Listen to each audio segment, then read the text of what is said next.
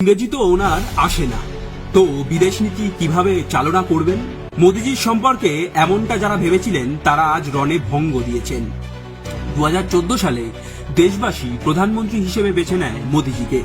মোদিজির বলিষ্ঠ নেতৃত্বে শেষ 10 বছরে ভারত হয়েছে বিশ্বগুরু। সম্প্রতি শেষ হওয়া G20 সম্মেলনে যা টের পেয়েছে গোটা দুনিয়া। ব্রাজিলে অনুষ্ঠিত G20 শীর্ষ সম্মেলনে প্রধানমন্ত্রী মোদিজি Brazil, Indonesia, Portugal, Italy, Norway, France, যুক্তরাষ্ট্র, চিলি, আর্জেন্টিনা এবং অস্ট্রেলিয়ার রাষ্ট্রনেতাদের সঙ্গে দ্বিপাক্ষিক বৈঠক করেন।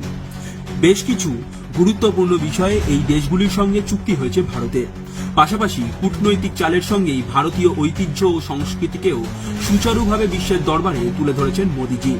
লাদাখের কেটলি থেকে ওড়িশার রূপর কৌটোর মতো ঐতিহ্যশালী একগুচ্ছ উপহার বিভিন্ন দেশের রাষ্ট্রনেতাদের উপহার দেন মোদিজি।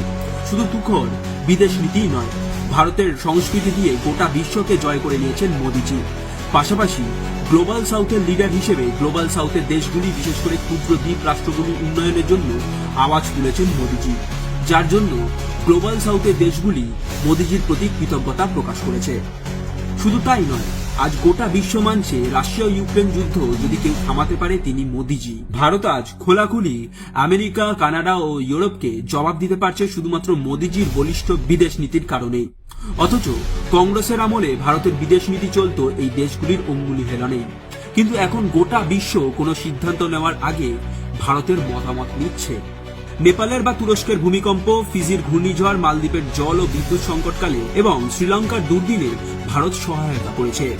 বিশ্ববাসীর কাছে এটাই প্রমাণিত হয়েছে যে সমগ্র মানব জাতির কল্যাণে ভারত দৃঢ় অঙ্গীকারবদ্ধ।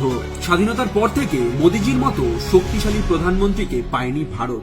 মোদিজির বলিষ্ঠ নেতৃত্বে ভারত আজ নিজের সিদ্ধান্ত নিজেই নিচ্ছে এবং খুব দ্রুতই পরিণত হবে সুপার